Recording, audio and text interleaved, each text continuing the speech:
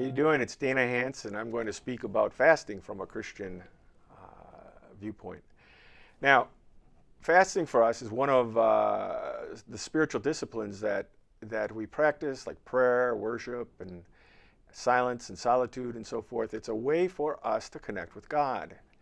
And fasting in particular is helpful for me because it really reminds me how much I rely on God, and it also reminds me, it gives me a big dose of humility. Because when you're fasting, a lot of times what you're doing is all you're doing is thinking about food. And so fasting is a way that God is able to show us that we can live on Him. And it's not just about worrying about our meals and this and that and the other.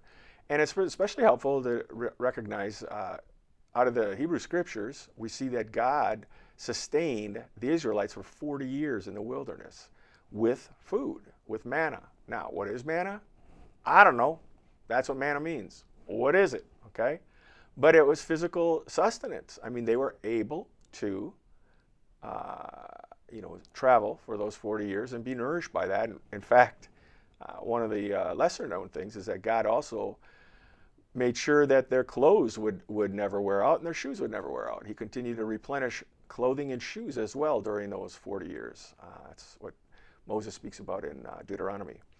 Now, Jesus talks about fasting quite a bit, and just like in Judaism and in Islam, he talks about it as doing your fasting in secret. So you're not trying to go, oh man, I'm not eating. Can you see that? Oh, this is miserable.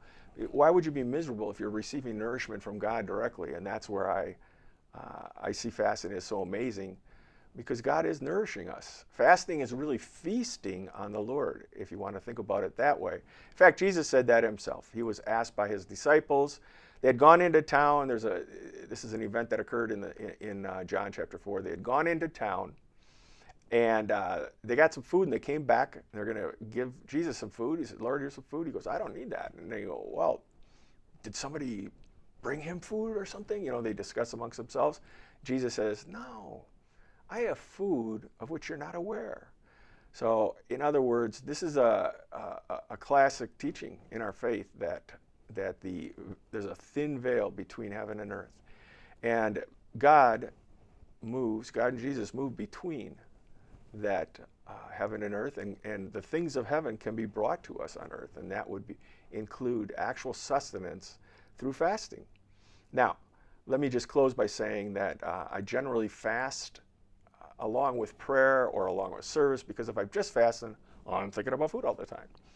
But if I'm praying as I'm fasting, that's really helpful. And I fast pretty much once a week at least, and I'll fast before any kind of decisions that I need to make that are pretty important, deep decisions.